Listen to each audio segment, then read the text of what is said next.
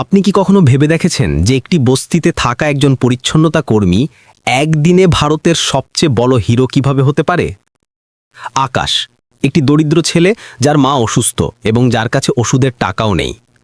হঠাৎ এমন একটি পরিস্থিতিতে ফেঁসে যায় যেখানে 145 জন মানুষের জীবন তার হাতে। যখন বিমানের 2 পাইলটই অজ্ঞান হয়ে যান, তখন আকাশের কাছে 2টি বিকল্প ছিল, হয় তাকিয়ে থাকা, নয়তো তার লুকিয়ে থাকা প্রতিভার ব্যবহার করা। কিন্তু যখন আকাশ বিমানের নিয়ন্ত্রণগুলি ধরে, তখন একটি রহস্যময় কণ্ঠস্বর রেডিওতে তার নাম ধরে ডাকে, আকাশ, তুমি কি আমাকে শুনতে পাচ্ছ? আমি এই মুহূর্তের জন্য অনেক অপেক্ষা করেছি। এটি শুধু একটি বিমানকে বাঁচানোর গল্প নয়, বরং এটি একটি এমন রহস্য যা 15 বছর ধরে লুকিয়েছিল। আকাশ এবং ভারতের সবচেয়ে ধনী ব্যক্তি রাজেশ কাপুরের মধ্যে কি কোনো সম্পর্ক আছে? কেন একজন বিলিয়নিয়ার একটি দরিদ্র ছেলেকে এত ভয় পান যে তিনি তার উকিল এবং গুন্ডাদের তার পিছনে লাগিয়ে দেন? এই অবিশ্বাস্য গল্পটি জানতে ভিডিওটি লাইক করুন এবং মন্তব্য করে জানান যে আপনি কোথা থেকে দেখছেন। প্রতি ঘন্টায় নতুন পর্ব আপনার জন্য অপেক্ষা করছে। মুম্বাইয়ের ছত্রপতি শিবাজি আন্তর্জাতিক বিমানবন্দরে ভোরের প্রথম আলো উকি দিচ্ছিল। আকাশ তার পুরনো ঝোলায় রাখা কাপড় দিয়ে ইকোনমি ক্লাসের সিটগুলো মুছছিল। তার চোখে ঘুম ছিল, কিন্তু হাতে প্রাণ ছিল। গত রাতে সে অনেক রাত পর্যন্ত জেগেছিল, কারণ তার মা মিনা অসুস্থ ছিলেন এবং ওষুধের টাকার জন্য তাকে ডবল শিফট করতে হয়েছিল। তার কালো ছোট কুচকানো ইউনিফর্মে ক্লিনিং স্টাফের ব্যাজ লাগানো ছিল, যা সে প্রায়শই লজ্জায় লুকিয়ে রাখত। আকাশ এক মুহূর্তের জন্য থেমে বিমানের জানালা দিয়ে বাইরে তাকালো। সে হঠাৎ দেখল যে বিমানবন্দরের ভিআইপি গেটে কালো কাচের গাড়ির কনভয় থামছে। তার কিছু অদ্ভুত মনে হলো। আজকের ফ্লাইটটি মুম্বাই থেকে দিল্লি যাবার কথা ছিল, কিন্তু এমন নিরাপত্তা ব্যবস্থা সে আগে কখনো দেখেনি। তার মনে এক অদ্ভুত অস্থিরতা ছেয়ে গেল, যেন কিছু খারাপ ঘটতে চলেছে। আরে ওহে, কাজ করো, জানালা দিয়ে কি দেখছ? সুপারভাইজারের কড়া আওয়াজ তাকে চমকে দিল। আকাশ দ্রুত তার কাজে ফিরে গেল, কিন্তু তার হৃদস্পন্দন দ্রুত হয়ে গিয়েছিল। সে জানত যে তার চাকরি চলে গেলে তার মায়ের ওষুধ বন্ধ হয়ে যাবে এবং তারা দুজনেই ধারাবীর সেই ছোট ঘর থেকেও উচ্ছেদ হবে, যার ভাড়া দেওয়ার জন্য সে প্রতিটি পয়সা বাঁচাত। বিমানে এখন যাত্রীরা আসতে শুরু করেছে। প্রথমে ইকোনমি ক্লাসের যাত্রী, সাধারণ পরিবার, ছোট ব্যবসায়ী এবং কিছু বিদেশি পর্যটক। আকাশ দ্রুত টয়লেটে লুকিয়ে গেল, কারণ তার কুচকানো ইউনিফর্মে যাত্রীদের সামনে আসতে লজ্জা লাগছিল। সে দরজার ফাটল দিয়ে দেখতে থাকলো যে সবাই নিজের নিজের সিটে বসছে। তখনই বিমানবন্দরের ভিআইপি লাউঞ্জ থেকে এক ব্যক্তি বেরিয়ে এলেন, যাকে দেখে সমস্ত ক্রু মেম্বার একদম সোজা হয়ে দাঁড়ালেন। রাজেশ কাপুর, মুম্বাইয়ের সবচেয়ে ধনী এবং প্রভাবশালী ব্যবসায়ী, ভারতের শীর্ষ 10 বিলিয়নিয়ারের মধ্যে একজন। সাদা কুর্তা পায়জামা পরিহিত, গলায় সোনার চেন এবং চোখে কালো চশমা লাগিয়ে তিনি তার 6 জন বডিগার্ডের সাথে বিমানে প্রবেশ করলেন। স্যার, আমরা আপনাকে ফার্স্ট ক্লাসে স্বাগত জানাই, ফ্লাইট অ্যাটেন্ডেন্ট মাথা ঝুঁকিয়ে বলল। কাপুর সাহেব কেবল হাত নেড়ে উত্তর দিলেন এবং তার সিটের দিকে এগিয়ে গেলেন। তার বডিগার্ডরা পুরো এলাকাটি পরীক্ষা করল, এমনকি তাদের সিটের নিচেও দেখল। নিরাপত্তা পরীক্ষার পরেই তারা তাদের সিটে বসলেন। আকাশ টয়লেট থেকে বেরিয়ে এসে চুপচাপ তার স্টাফ এরিয়ার দিকে যেতে লাগলো। পথে তার কাঁধ রাজেশ কাপুরের একজন বডিগার্ডের সাথে ধাক্কা খেল। দেখে চলতে পারিস না, বডিগার্ড রাগে বলল এবং আকাশকে ধাক্কা দিল। আকাশ পড়তে পড়তে বাঁচল এবং ক্ষমা চেয়ে সেখান থেকে পালিয়ে গেল। তার চোখে জল এসেছিল, কিন্তু সে তা মুছে ফেলল। সে জানত যে এই দুনিয়ায় কাঁদার কোনো লাভ নেই, শুধু কাজ করা, বাঁচা এবং তার মাকে বাঁচানোই তার উদ্দেশ্য ছিল। বিমান উড়ানের জন্য প্রস্তুত হচ্ছিল। পাইলট এবং কো পাইলট ককপিটে চলে গেলেন। ফ্লাইট অ্যাটেন্ডেন্টরা নিরাপত্তার নির্দেশাবলী দিচ্ছিলেন। আকাশ শেষবারের মতো সমস্ত সিট পরীক্ষা করল এবং তারপর স্টাফ এরিয়ায় বসে গেল। এটি ছিল তার প্রথম উড়ান, কারণ সাধারণত সে শুধু বিমানবন্দরেই কাজ করত। কিন্তু আজ বিশেষ দিন ছিল। একজন অতিরিক্ত ক্লিনিং স্টাফের প্রয়োজন ছিল এবং সে অতিরিক্ত টাকা পাবে, যা মায়ের নতুন ওষুধের জন্য জরুরি ছিল। বিমান উড়ান শুরু করল। আকাশ জানালা দিয়ে বাইরে তাকালো। মুম্বাইয়ের ঝলমলে বিল্ডিং, সমুদ্র সৈকত এবং তারপর মেঘের মধ্য দিয়ে উড়ান। সে কখনো ভাবেনি যে সে কখনো প্লেনে বসবে। তার চোখ জ্বলছিল এবং মনে এক অদ্ভুত গর্ব ছিল। হঠাৎ তার নজর পড়ল গত রাতের একটি পত্রিকার ওপর, যা একজন যাত্রী ফেলে রেখে গিয়েছিল। হেডলাইন ছিল, রাজেশ কাপুরের কোম্পানির ওপর 5,000 কোটি টাকার ট্যাক্স ফ্রডের অভিযোগ। আকাশের মনে একটি প্রশ্ন এলো, এই কারণেই কি এত নিরাপত্তা ছিল? কাপুর সাহেব কি কোনো বিপদে ছিলেন? তার চিন্তাভাবনা একটি জোরদার ঝাঁকুনিতে ভেঙে গেল। বিমান হঠাৎ নড়তে শুরু করল। যাত্রীরা তাদের সিটে নড়াচড়া করতে লাগল। কয়েকজনের কফি পড়ে গেল। তারপর আরও একটি ঝাঁকুনি, এবার আরও বেশি জোরদার। আকাশ ভয়ে তার সিটের আর্মরেস্ট শক্ত করে ধরল। সকল যাত্রীদের অনুরোধ করা হচ্ছে যে তারা যেন নিজেদের সিট বেল্ট বেঁধে নেন। আমরা কিছু টার্বুলেন্সের সম্মুখীন হচ্ছি। পাইলটের আওয়াজ স্পিকার থেকে এলো, কিন্তু তার কণ্ঠে স্পষ্টতই ঘাবড়ে যাওয়ার ভাব শোনা যাচ্ছিল। হঠাৎ বিমান আরও জোরে নড়তে লাগল। যাত্রীদের মধ্যে হুলুস্থুল শুরু হয়ে গেল। অনেকে চিৎকার করতে লাগল। তারপর কোনো সতর্কতা ছাড়াই বিমান দ্রুত নিচের দিকে নামতে শুরু করল। অক্সিজেন মাস্ক নিচে আসছে, দয়া করে সেগুলি অবিলম্বে পরে নিন, ফ্লাইট অ্যাটেন্ডেন্ট চিৎকার করে উঠল। কিন্তু তার আওয়াজে এত ভয় ছিল যে যাত্রীরা আরও বেশি ঘাবড়ে গেল। আকাশ দেখল যে ফ্লাইট অ্যাটেন্ডেন্টরা ককপিটের দিকে দৌড়াচ্ছে। কিছুক্ষণের মধ্যেই একজন ফ্লাইট অ্যাটেন্ডেন্ট বাইরে বেরিয়ে এসে চিৎকার করল, কেউ কি ডাক্তার আছেন? দ্রুত! রাজেশ কাপুরের বডিগার্ডরা তাদের মালিকের আশেপাশে জড়ো হলো তাকে সুরক্ষিত করার জন্য। কিন্তু কাপুর সাহেব নিজেই উঠে ককপিটের দিকে দেখতে লাগলেন। তার মুখে উদ্বেগের ছাপ ছিল। আকাশও উঠল এবং ককপিটের দিকে দৌড়ালো। যখন সে পৌঁছালো তখন দেখল যে পাইলট এবং কোপাইলট দুজনেই তাদের সিটে অজ্ঞান হয়ে পড়ে আছেন। একজন ফ্লাইট অ্যাটেন্ডেন্ট তাদের জাগানোর চেষ্টা করছিল, অন্যজন ককপিটের কন্ট্রোলগুলি বোঝার ব্যর্থ চেষ্টা করছিল। আমাদের সাহায্য চাই, কেউ কি বিমান চালাতে পারেন? ফ্লাইট অ্যাটেন্ডেন্ট চিৎকার করে উঠল। তার আওয়াজ পুরো বিমানে প্রতিধ্বনিত হল। কোনো উত্তর আসলো না, শুধু ভয় আর চিৎকার। বিমান ক্রমাগত নিচে নামছিল এবং এল্টিটিউড অ্যালার্ম কান ফাটানো শব্দে বাজছিল। আকাশের মনে একটি চিন্তা এলো। সে গত 2 বছর ধরে বিমানবন্দরে কাজ করার সময় রাতে লুকিয়ে পাইলট ট্রেনিং সিমুলেটর দেখত। যখন সবাই চলে যেত তখন সে সেখানে ঘন্টার পর ঘন্টা বসে নোট নিত, ভিডিও দেখত এবং কখনো কখনো রক্ষণাবেক্ষণের লোকেদের কাছ থেকে সিমুলেটর চালানোও শিখে নিত। এটি ছিল তার স্বপ্ন, একদিন পাইলট হওয়া। তার হাত কাঁপছিল, কপালে ঘাম ছিল এবং তার নোংরা ইউনিফর্মে দাগ ছিল। কিন্তু তার কাছে আর কোনো বিকল্প ছিল না। হয় সে চেষ্টা করবে, নয়তো সবাই মারা যাবে। আমি চেষ্টা করতে পারি, আকাশ কাঁপতে কাঁপতে বলল এবং ককপিটে ঢুকে গেল। সকল যাত্রীর চোখ তার দিকে স্থির হয়ে গেল। রাজেশ কাপুরও তাকে দেখতে লাগলেন। তাদের চোখে বিস্ময় এবং আশার মিশ্রণ ছিল। আকাশ পাইলটের সিটে বসে নিয়ন্ত্রণ ধরল। তার মনে সেই সব ভিডিও টিউটোরিয়াল, সেই সব নোট এবং সেই সব টিপস ঘুরতে লাগল যা সে চুপিসারে শিখেছিল। সে গভীর শ্বাস নিল এবং কন্ট্রোল ধরল। সে রেডিও অন করতে একটি কণ্ঠস্বর শোনা গেল যা তার পরিচিত মনে হলো। আকাশ, তুমি কি আমাকে শুনতে পাচ্ছ? আমি এই মুহূর্তের জন্য অনেক অপেক্ষা করেছি। আকাশ স্তব্ধ হয়ে গেল। এই আওয়াজ তাকে কিভাবে জানত এবং এত আত্মবিশ্বাসের সাথে কেন কথা বলছিল? তার বুক ধরফর করতে লাগল, হাত আরও বেশি কাঁপতে শুরু করল। আকাশ হতবাক হয়ে দাঁড়িয়ে রইল। তার হৃদস্পন্দন দ্রুত হচ্ছিল। এই কণ্ঠস্বর, যে তার নাম জানে, সেটা কার ছিল? সে হতভম্ব হয়ে রেডিওটি এলোমেলোভাবে নাড়াতে লাগল। তুমি কে? তুমি আমার নাম কিভাবে জানো? সে কাঁপানো গলায় জিজ্ঞাসা করল।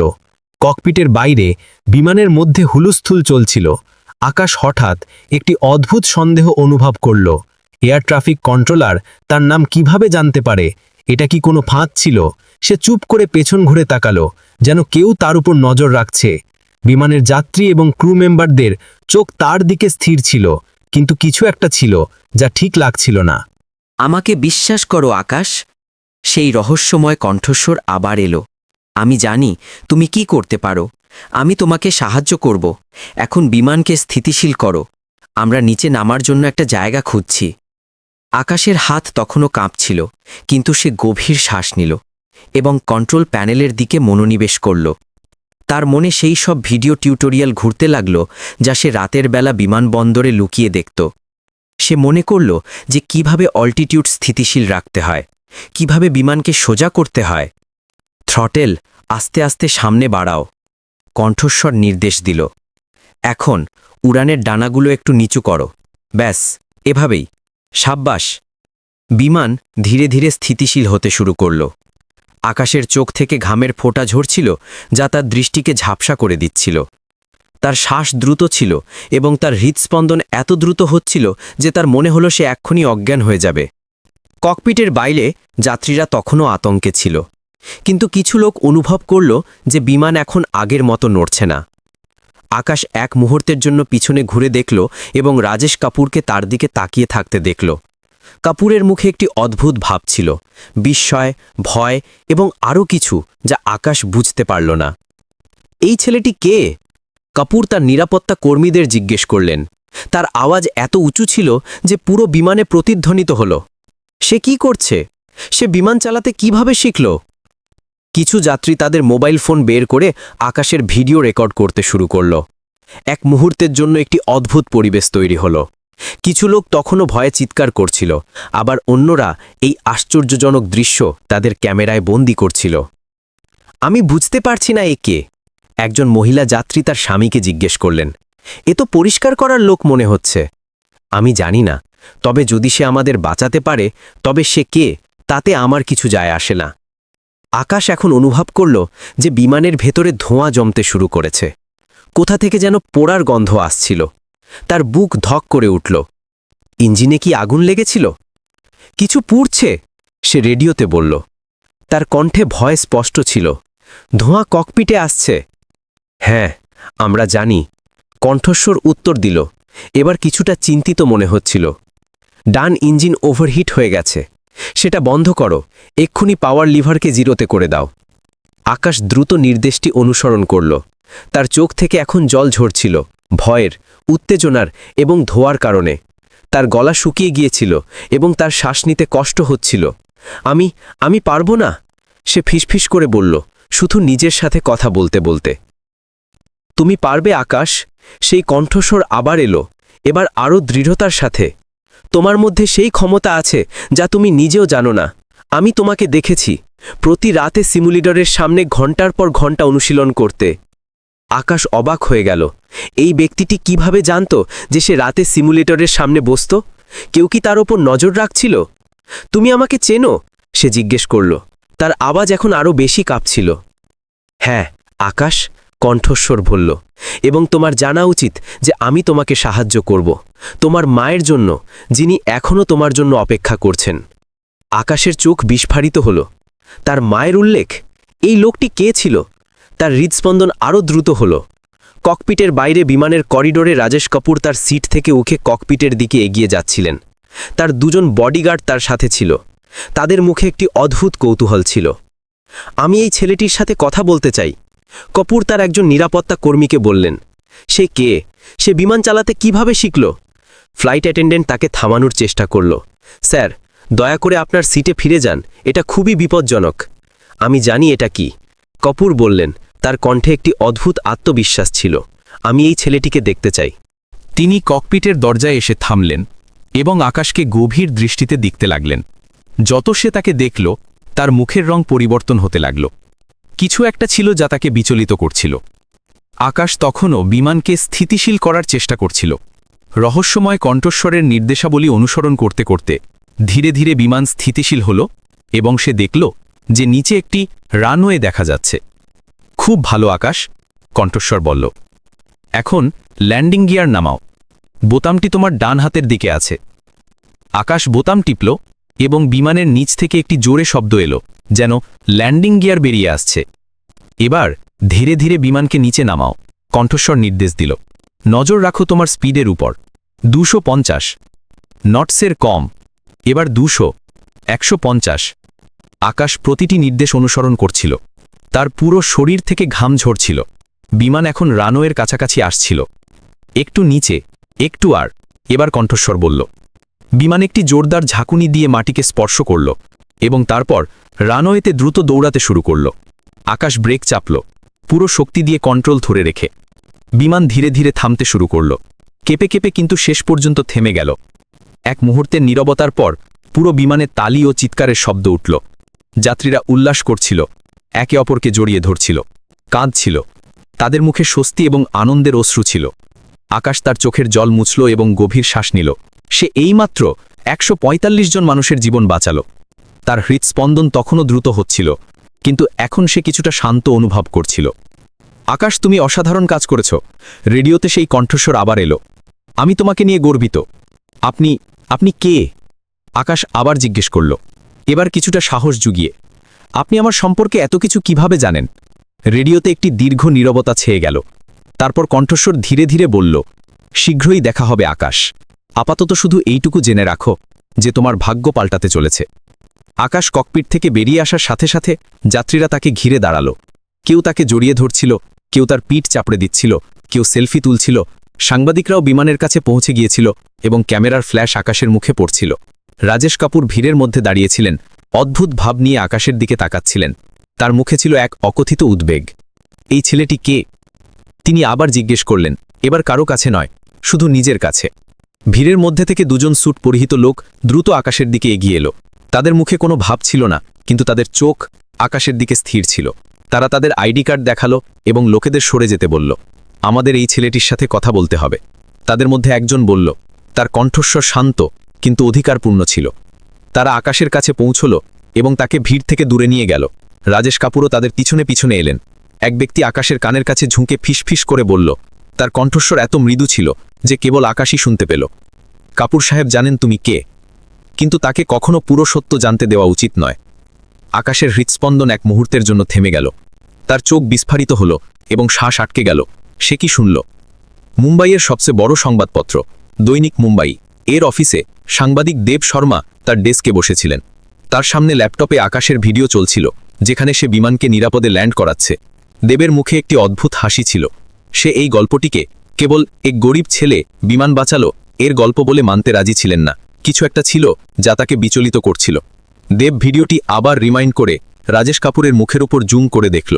এক মুহূর্তের জন্য তার মনে হলো যে কাপুর আকাশকে দেখে কিছু অদ্ভুত আচরণ করেছিলেন। ভিডিওতে সে আরও একটি জিনিস লক্ষ্য করল।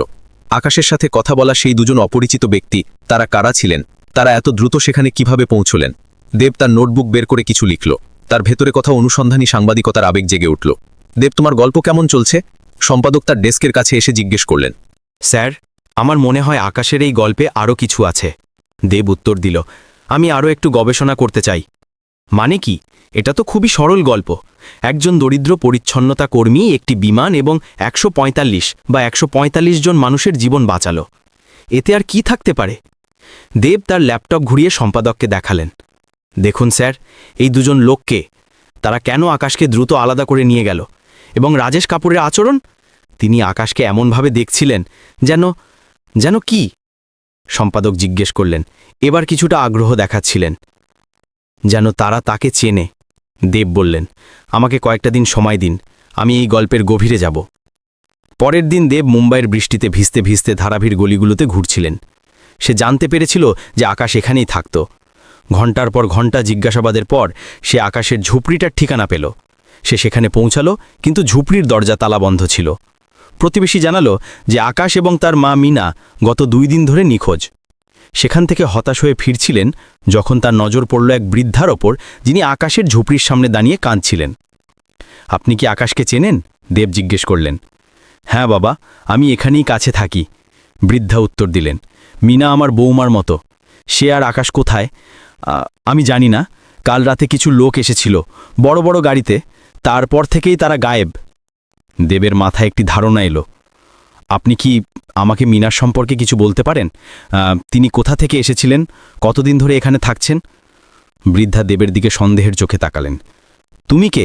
পুলিশের লোক নাকি? না মা, আমি একজন সাংবাদিক। দেব তার প্রেস কার্ড দেখালেন। আমি আকাশকে সাহায্য করতে চাই। বৃদ্ধা একটু ভাবলেন, তারপর বললেন, মিনা প্রায় 14-15 বছর আগে এখানে এসেছিল। তখন সে গর্ভবতী ছিল। কখনো তার স্বামীর সম্পর্কে কথা বলতো না। শুধু এইটুকু জানি যে সে কোনো ধনী লোকের বাড়িতে কাজ করত, কিন্তু তারপর হঠাৎ এখানে চলে এলো। দেবের মাথায় কিছু স্ফুলিঙ্গ দেখা দিল। 14-15 বছর আগে, তখন আকাশ জন্মেছিল এবং কোনো ধনী বাড়িতে কাজ।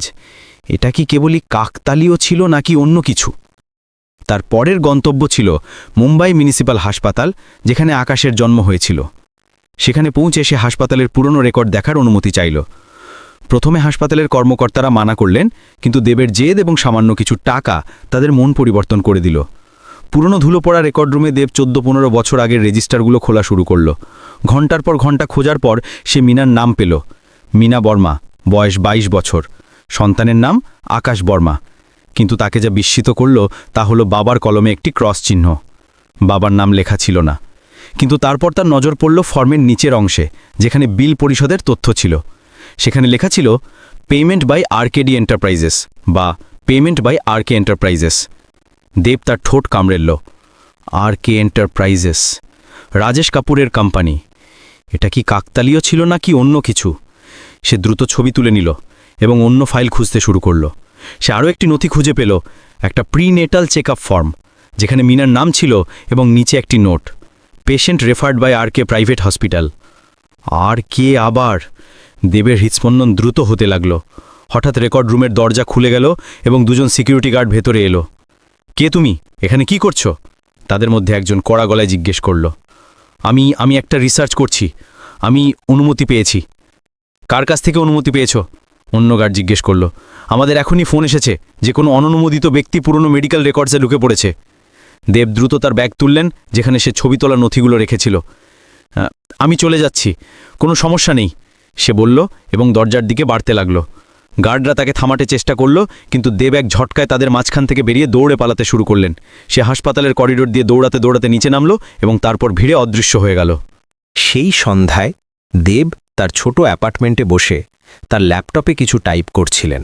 সে নথিগুলোর ছবি আপলোড করলেন এবং একটি খসড়া আর্টিকেল লেখা শুরু করলেন, যার শিরোনাম ছিল হিরো পাইলটের অকথিত সত্য। রাজেশ কাপুরের কি কোনো যোগসূত্র আছে? তার ফোনের ঘণ্টা বাজল। একটি অজানা নম্বর থেকে কল আসছিল। হ্যালো, দেব বললেন। দেব শর্মা, একটি গুরুত্বপূর্ণ কণ্ঠস্বর এলো। আমরা জানি তুমি কি করছো। যদি তোমার জীবন প্রিয় হয় তবে রাজেশ কাপুরের সম্পর্কে কিছু ছাপানোর চেষ্টা করো না।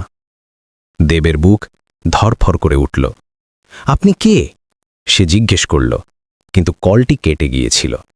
সে তার বন্ধু প্রীতকে ফোন করল, যে সাইবার ক্রাইম ইউনিটে কাজ করত। প্রীত, আমার তোর সাহায্য দরকার। আমাকে একটা নম্বর ট্রেস করতে হবে এবং আরও কিছু জানতে হবে রাজেশ কাপুরের সম্পর্কে। রাজেশ কাপুর? প্রীত চমকে গেল। তুই পাগল নাকি? সে এত শক্তিশালী লোক। তার সম্পর্কে কিছু জানার চেষ্টা করা মানে তোর চাকরি এবং সম্ভবত জীবনও খোয়ানো। প্লিজ প্রীত, এটা খুবই জরুরি। আমি একটি বড় সত্যের কাছাকাছি আছি। প্রীত অবশেষে রাজি হল। আর কয়েক ঘন্টা পর দেবের কাছে কাপুরের কিছু পুরনো ফোন রেকর্ড এবং তাদের ব্যাংক লেনদেনের তথ্য ছিল। সে দেখল যে 15 বছর আগে কাপুর নিয়মিতভাবে একটি প্রাইভেট নার্সিং হোমকে টাকা পাঠাতেন আর তারপর হঠাৎ বন্ধ করে দেন। এটা সেই সময় ছিল যখন মিনা ধারাভিতে এসেছিল। দেবের মনে পুরো গল্পটা আকার নিতে শুরু করেছিল। রাজেশ কাপুর এবং মিনার কি কোনো সম্পর্ক ছিল? আকাশ কি? সে চিন্তা করা বন্ধ করল। এটি একটি খুব বড় অভিযোগ হবে ঠোস প্রমাণ ছাড়া। পরের দিন আকাশের গল্প প্রতিটি চ্যানেলে ছিল। ভারতের শিশু হিরো, সব জায়গায় তার ছবি ছাপানো হয়েছিল, কিন্তু কোথাও তার এবং তার মায়ের বর্তমান ঠিকানার কোনো তথ্য ছিল না। দেব ধারাভিতে ফিরে গেলেন এবং আকাশের প্রতিবেশীদের কাছ থেকে আরও তথ্য সংগ্রহ করলেন। এক বৃদ্ধ লোক তাকে বললেন যে মিনার কাছে একটি পুরনো কাঠের সিন্দুক ছিল, যা সে খুব সাবধানে রাখত এবং কখনো কাউকে ছুঁতে দিত না। এই সময় ধারাভির ছোট টিভি দোকানের সামনে মানুষের ভিড় জমেছিল। টিভিতে আকাশের গল্প দেখানো হচ্ছিল। তাদের মধ্যে মিনাও ছিলেন, যিনি গোপনে তার ছেলের ছবি দেখছিলেন। টিভি দেখার সময় যখন সে দেবের সাক্ষাৎকার দেখল, যেখানে সে বলছে যে সে আকাশের পুরো গল্প জানতে চায়, মিনার মুখ ফ্যাকাশে হয়ে গেল। সে সঙ্গে সঙ্গে তার ঝুপড়ির দিকে দৌড়াল, যেন কেউ তাকে আগুন ধরিয়ে দিয়েছে। নিজের ঝুপড়িতে পৌঁছে মিনা দ্রুত মেঝের নিচ থেকে একটি পুরনো কাঠের সিন্দুক বের করলেন। তার হাত কাঁপছিল এবং চোখ দিয়ে জল ঝরছিল। সে সিন্দুকটি খুলল, যার মধ্যে কিছু পুরনো চিঠি, মেডিকেল রিপোর্ট এবং একটি সোনার লকেট ছিল, যার উপর কাপুর লেখা ছিল। ঠিক সেই সময় দরজার আওয়াজ শুনে সে চমকে গেল। আকাশ সেখানে দাঁড়িয়েছিল, জলে ভেজা, তার চোখে প্রশ্নের সমুদ্র। মা, এটা কি? সে কেশাঠের দিকে ইশারা করে জিজ্ঞেস করল। মিনা দ্রুত সিন্দুকটি বন্ধ করার চেষ্টা করলেন, কিন্তু দেরি হয়ে গিয়েছিল। আকাশ সোনার লকেটটি দেখে ফেলেছিল, যার ওপর কাপুর লেখা ছিল। কিছু না বাবা, মিনা কাঁপনো গলায় বললেন। দয়া করে যা দেখেছ ভুলে যাও। আকাশ এগিয়ে গিয়ে সিন্দুকটি ছুঁতে চাইল, কিন্তু মিনা তাকে থামিয়ে দিলেন। না আকাশ, এটা আমাদের জন্য বিপজ্জনক। মা, আমাকে সত্যিটা বলো, আমার সাথে কি হচ্ছে? তারা কারা এবং এই সোনার লকেট কাপুর? এটা কি রাজেশ কাপুরের সাথে সম্পর্কিত?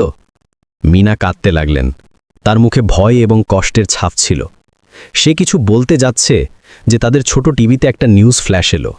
রাজেশ কাপুর তার উকিলদের মাধ্যমে জানিয়েছিলেন যে কোনো মিডিয়া হাউসই যেন তাদের ব্যক্তিগত জীবনের তদন্ত না করে, অন্যথায় আইনি ব্যবস্থা নেওয়া হবে। ঠিক সেই সময় রাজেশ কাপুর ম্যানশনের ভিতরে রাজেশ কাপুর একা তার বেডরুমে বসেছিলেন। তিনি তার ড্রেসিং টেবিলের ড্রয়ার খুলে একটি পুরনো ছবি বের করলেন, যেটি তিনি বহু বছর ধরে কাউকে দেখাননি। ছবিতে একটি তরুণী ছিল, গভীর রঙের, লাজুক হাসির সাথে। এটি ছিল মিনা, ঠিক যেমন সে 15 বছর আগে ছিল। রাজেশ ছবিটি দেখলেন। তার চোখে একটি অদ্ভুত ভাব ছিল, অনুতাপ, রাগ এবং আরও কিছু, যা হয়তো ভালোবাসা বলা যেতে পারে। রাজেশ তার প্রাইভেট ফোনটি তুললেন, চোখ বন্ধ করলেন এবং বললেন, সেই মহিলাকে খুঁজে বের করো, এখনই। ধারাভির সরু গলিগুলোতে ভারী বৃষ্টি হচ্ছিল। কালো কালো মেঘ মুম্বাইয়ের আকাশ ঠেকেছিল। মাঝরাতে দুটি কালো বিলাসবহুল গাড়ি ধারাভির মধ্যাহ্ন রাস্তায় থামল। তাদের হেডলাইটসের আলোতে বৃষ্টির ফোঁটাগুলো ঝলমল করছিল। গাড়ি থেকে 6 জন স্যুট পরা মানুষ নামল, যাদের হাতে ছোট ছোট রেডিও এবং বড় বড় ছাতা ছিল। সেই লোকগুলো ঝোপড়িপট্টির সরু গলিগুলোতে ঢুকে গেল। তাদের মধ্যে একজন তার সঙ্গীর দিকে তাকালো এবং কিছু ফিসফিস করে বলল। তার চোখে একটি অদ্ভুত উজ্জ্বলতা ছিল, যেমন উত্তেজনা এবং ভয়ের মাঝামাঝি একটি ভাব। জলে ভেজা গলিগুলোতে তাদের দামি জুতো কাদা লেগে গিয়েছিল, কিন্তু তাদের মুখে কোনো বিরক্তি ছিল না।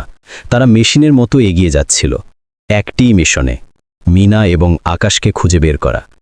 আপনি কি মিনাকে চেনেন? তার একজন ছেলে আছে, আকাশ। তারা প্রত্যেকটি দরজায় জিজ্ঞেস করছিল, তাদের আইডি কার্ড দেখাচ্ছিল। লোকেরা ভয়ে পিছিয়ে যাচ্ছিল। কেউ কেউ দরজা বন্ধ করে দিচ্ছিল, কেউ মাথা নেড়ে মানা করছিল। এই সময় আকাশ এবং মিনা তাদের ছোট ঝুপড়িতে অন্ধকারে বসেছিল। তারা বাইরে থেকে আসা আওয়াজ শুনতে পেল, আর মিনার মুখ ফ্যাকাশে হয়ে গেল। তারা এসে গেছে, সে ফিসফিস করে বলল। তার আওয়াজ কাঁপছিল, আকাশ, আমাদের এখান থেকে বেরিয়ে যেতে হবে, এখনই। মিনা দ্রুত উঠে একটি ছোট সুটকেস বের করলেন, যা সে আগেই গুছিয়ে রেখেছিলেন, যেন সে এই দিনের জন্য প্রস্তুত ছিলেন।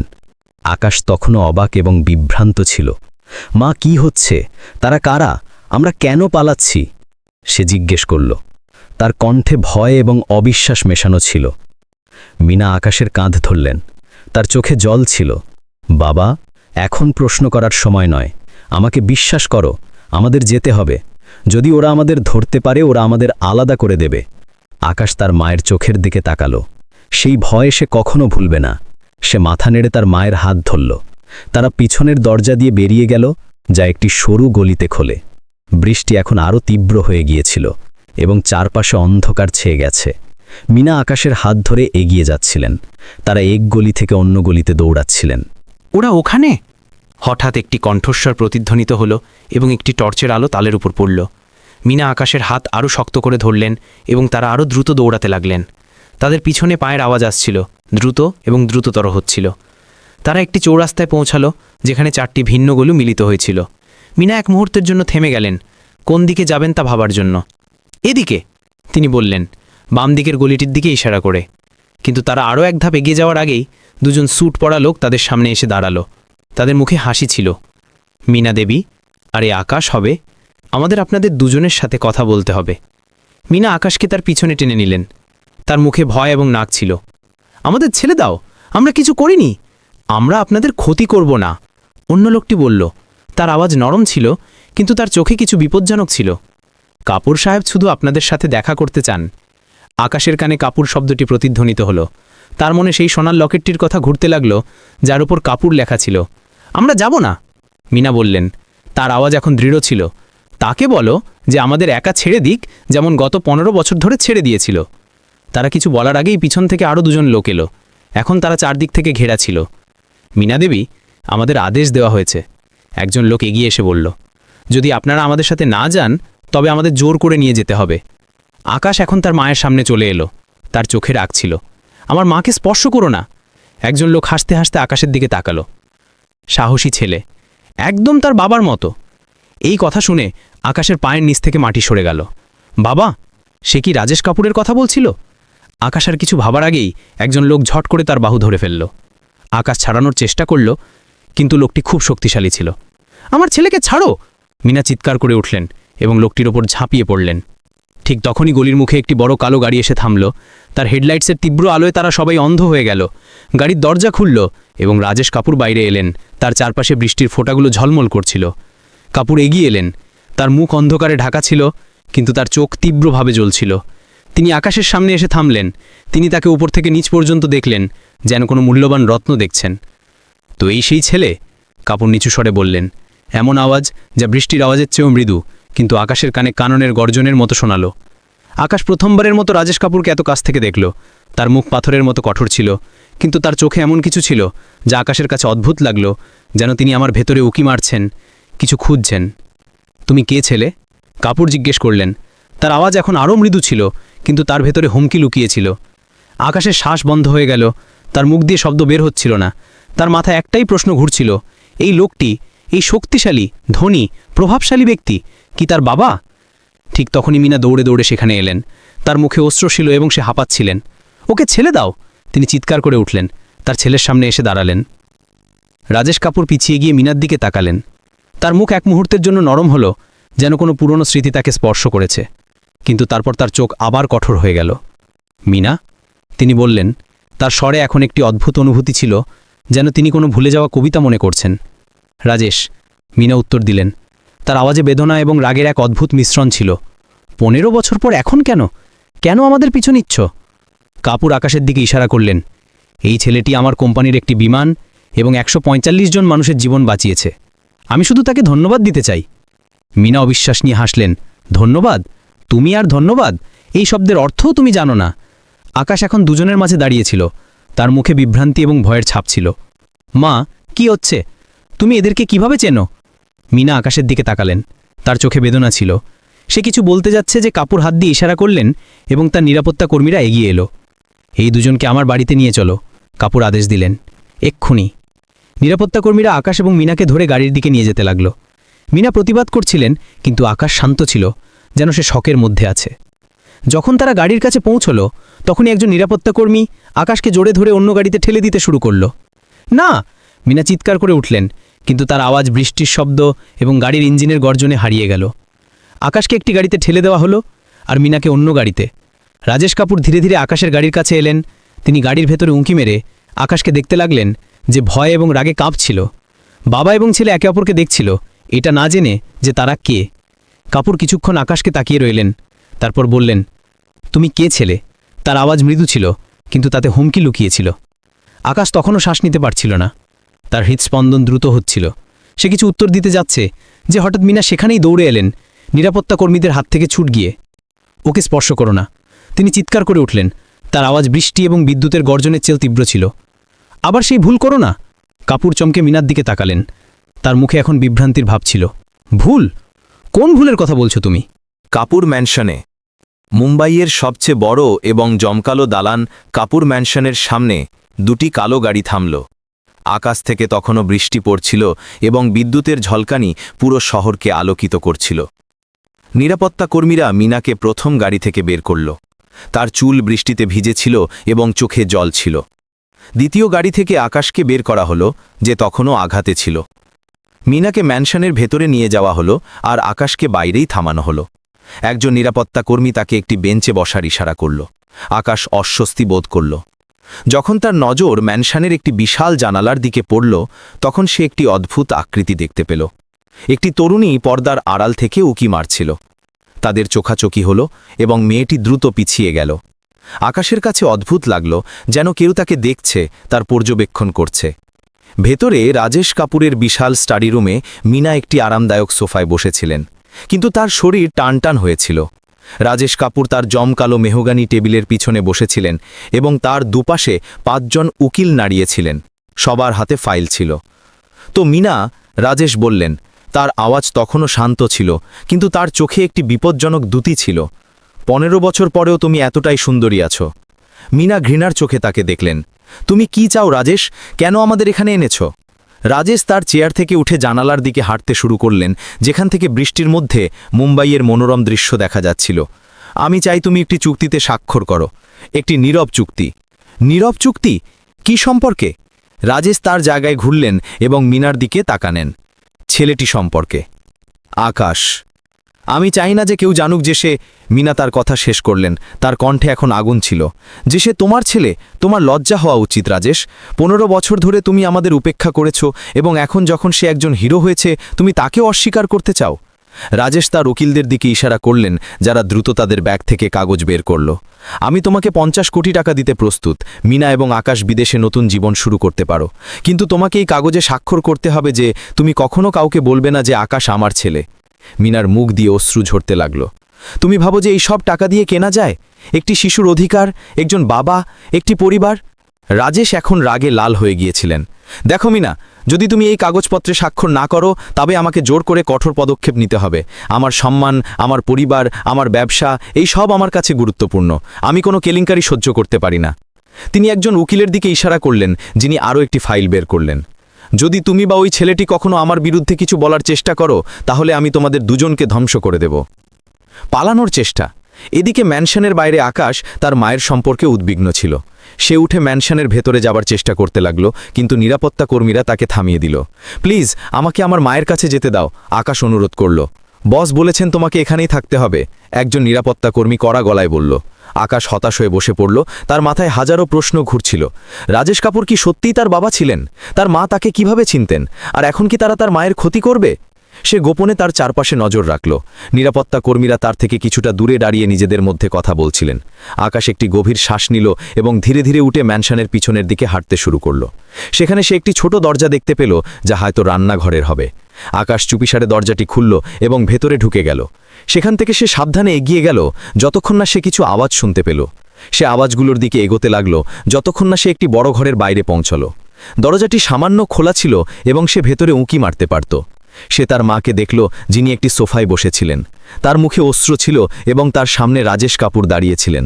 তার মুখ রাগে লাল হয়ে গিয়েছিল। যদি তুমি কাউকে বলো যে আমি তার বাবা, তাহলে আমি তোমাকে ধ্বংস করে দেব, রাজেশ হুমকি দিচ্ছিলেন। আমার স্ত্রীর মৃত্যুর পর আমি ঝুপড়িপট্টির একটি মেয়ের প্রেমে পড়েছিলাম। এই কেলেঙ্কারি আমার ব্যবসা শেষ করে দেবে। আকাশের হৃদস্পন্দন বন্ধ হয়ে গেল। তার পায়ের নিচ থেকে মাটি সরে গেল। সে যেন কোনো দুঃস্বপ্নে ছিল। রাজেশ কাপুর তার বাবা ছিলেন এবং তিনি তাকে নিজের ছেলে মানতে অস্বীকার করছেন। আকাশের চোখ থেকে অশ্রু ঝরতে লাগল। না, সে ফিসফিস করে বলল, এটা সত্যি হতে পারে না। তার মুখ থেকে বের হওয়া আওয়াজটি একটু বেশি জোরে হয়ে গেল এবং রাজেশ দরজার দিকে তাকালেন। কে ওখানে? তিনি গর্জন করে জিজ্ঞেস করলেন। আকাশ তার চোখের জল মুছে দৌড়াতে শুরু করল। সে ম্যানশনের করিডর দিয়ে দৌড়ালো, এটা না জেনে যে সে কোথায় যাচ্ছে। তার হৃদয় ভেঙে গিয়েছিল এবং তার চোখ দিয়ে জল ঝরছিল। সে দৌড়াতে দৌড়াতে একটি বড় ঘরে পৌঁছালো, যেখানে জমকালো ছবি টাঙানো ছিল। সে থেমে একটি ছবির দিকে তাকালো। রাজেশ কাপুর, তার স্ত্রী এবং একটি ছোট মেয়ে। কাপুর পরিবার ছবিটির নিচে লেখা ছিল। আকাশ সেখানেই দাঁড়িয়ে রইল, সেই ছবিটির দিকে তাকিয়ে। এই ছিল সেই পরিবার যার সাথে সে কখনো যুক্ত হতে পারেনি। এই ছিল সেই দুনিয়া যেখান থেকে তাকে দূরে রাখা হয়েছিল। হঠাৎ সে তার পিছনে পায়ের আওয়াজ শুনতে পেল। সে ঘুরল এবং দেখল যে সেই মেয়েটি, যাকে সে জানালার মধ্যে দেখেছিল, এখন তার সামনে দাঁড়িয়ে আছে। তুমি কে? সে আকাশকে জিজ্ঞেস করল। আর এখানে কি করছো? আকাশ তার চোখের জল মুছে উত্তর দিল, আমার নাম আকাশ। মেয়েটি তাকে মনোযোগ দিয়ে দেখল। তুমি সেই, তাই না, যে বিমান বাঁচিয়েছিল? আকাশ মাথা নাড়ল। আমি অনন্যা, মেয়েটি বলল। রাজেশ কাপুরের মেয়ে। আকাশের হৃদয় আবার ভেঙে গেল। এই মেয়েটি তার বোন ছিল, এমন এক বোন যার সম্পর্কে সে কখনো জানত না। তুমি এখানে কি করছো? অনন্যা আবার জিজ্ঞেস করল। আকাশের অশ্রু আবার ঝরতে লাগল। সে কিছু বলতে পারল না, তার গলা শুকিয়ে গিয়েছিল। ঠিক তখনই তারা করিডরে দ্রুত পায়ের আওয়াজ শুনতে পেল। রাজেশ কাপুর এবং তার নিরাপত্তা কর্মীরা তাদের দিকে এগিয়ে আসছিলেন। ওই তো, একজন নিরাপত্তা কর্মী চিৎকার করে বলল। আকাশ পিছিয়ে যেতে শুরু করল, কিন্তু অনন্যা তার হাত ধরল। আমার সাথে এসো, সে বলল। আমি তোমাকে বাঁচাতে পারি। সে আকাশকে একটি গুপ্ত দরজার দিকে নিয়ে গেল, যা বইয়ের একটি আলমারির পিছনে লুকিয়েছিল। সেই দরজাটি একটি ছোট ঘরে খুলত। এখানে লুকিয়ে যাও, অনন্যা বলল। আমি পরে তোমার কাছে আসব। আকাশ অনন্যার চোখের দিকে তাকালো। সে বুঝতে পারছিল না কেন একজন অপরিচিত ব্যক্তি তাকে সাহায্য করছে। কেন? সে জিজ্ঞেস করল, তুমি আমাকে কেন সাহায্য করছো? অনন্যা একটি অদ্ভুত হাসি দিল। কারণ আমার মনে হয় আমরা যুক্ত, তাই না? আমার বাবা কেন তোমাকে এত মনোযোগ দিয়ে দেখছিলেন এবং কেন তোমার মাকে এতক্ষণ আটক রেখেছেন? আকাশ মাথা নাড়ল। সে তখনও কাঁদছিল। সে সে আমার বাবা, সে বলল। তার আওয়াজ কাঁপছিল এবং সে এটা লুকাতে চায়। অনন্যার মুখের রং উড়ে গেল। তার চোখ বিস্ফারিত হল এবং সে এক ধাপ পিছিয়ে গেল। তুমি জানো না তুমি কি শুরু করে দিয়েছ? চুক্তিতে অনন্যার পরিকল্পনা। ভোরের প্রথম আলো কাপুর ম্যানশনের জানালা দিয়ে ভেতরে আসছিল। রাজেশ কাপুর তার বিশাল অফিসে দাঁড়িয়েছিলেন। তার মুখে উদ্বেগের গভীর রেখা ছিল। তার সামনে 4 জন লোক বসেছিল। 2 জন প্রাইভেট গোয়েন্দা, একজন সাইবার বিশেষজ্ঞ এবং তার সবচেয়ে বিশ্বস্ত উকিল অনিল শর্মা। আমি চাই গত 15 বছরের প্রত্যেকটি প্রমাণ, প্রত্যেকটি কাগজ, প্রত্যেকটি ছবি যা আমাকে মিনার সাথে যুক্ত করে, সব মুছে ফেলা হোক। রাজেশ বললেন। তার আওয়াজে একটি অদ্ভুত শীতলতা ছিল। সে তার কফির কাপ ক্রমাগত ঘোরাচ্ছিলেন, কিন্তু এক চুমুক নিচ্ছিলেন না। হঠাৎ তার হাত সামান্য কাঁপল এবং কফি টেবিলের উপর পড়ে গেল। রাজেশ ইতস্তত করে সবাইকে দেখলেন, যেন তিনি তার দুর্বলতা লুকাতে চাইছিলেন। স্যার, এটা খুব কঠিন কাজ হবে। প্রথম গোয়েন্দা বলল। 15 বছর পুরনো প্রমাণ? আমি জানতে চাই না যে এটা কতটা কঠিন। রাজেশ গর্জন করে উঠলেন। আমি শুধু জানতে চাই যে এটা হয়ে যাবে। আমার সম্মান, আমার পরিবার, আমার ব্যবসা সব ঝুঁকির মধ্যে আছে। যদি মিডিয়া জানতে পারে যে আমি একজন পরিচারিকার সাথে সম্পর্ক রেখেছিলাম এবং তার একটি সন্তান জন্ম দিয়েছি, তাহলে আমি ধ্বংস হয়ে যাব। আমরা পুরনো মেডিকেল রেকর্ড থেকে শুরু করব। তারপর সেই সময়ের যে কোনো সাক্ষীকে কিনে নেব বা ভয় দেখাবো। কিন্তু রাজেশ তীক্ষ্ণ দৃষ্টিতে তাকে দেখলেন। কিন্তু এখন অনেক দেরি হয়ে গেছে স্যার। আকাশ এখন হিরো হয়ে গেছে। লোকেরা তার সম্পর্কে জানতে চায়। সাংবাদিকরা তার গল্প খুঁজছেন এবং সেই সাংবাদিক দেব শর্মা ইতিমধ্যেই অনেক তথ্য সংগ্রহ করে ফেলেছেন। রাজেশ টেবিলের ওপর মুষ্টি মারলেন। তবে তাকে কিনে নাও বা ভয় দেখাও, আমার কিছু যায় আসে না কি করতে হবে, কিন্তু আমি চাই না যে কেউ জানুক যে আকাশ আমার ছেলে। তার কথাগুলো ঘরে প্রতিধ্বনিত হল। তারা জানতেন না যে দরজার পিছনে অনন্যা দাঁড়িয়েছিল এবং সে সব শুনে ফেলেছিল। অনন্যা তার ঘরে ফিরে এলো। তার হৃদস্পন্দন দ্রুত হচ্ছিল। সে এখনও আঘাতে ছিল। আকাশ তার ভাই ছিল, তার সৎ ভাই, যার সম্পর্কে সে কখনো জানত না। সে আকাশকে সেই ছোট ঘরে লুকিয়ে রেখেছিল যেখানে সে ছোটবেলায় খেলত, এবং তার মাও কোথাও ম্যানশনের ভেতরে বন্দী ছিলেন। অনন্যা তার ল্যাপটপ খুলল এবং গুগলে সার্চ করা শুরু করল। সে তার বাবার অতীত সম্পর্কে আরও জানতে চাইছিল। তার মনে পড়ল যে তার মায়ের মৃত্যুর পর তার বাবা খুব বিষণ্ণ ছিলেন এবং কয়েক মাস ধরে বাড়ির বাইরেই থাকতেন। সেটাই কি সেই সময় ছিল যখন তিনি মিনার সাথে দেখা করেছিলেন?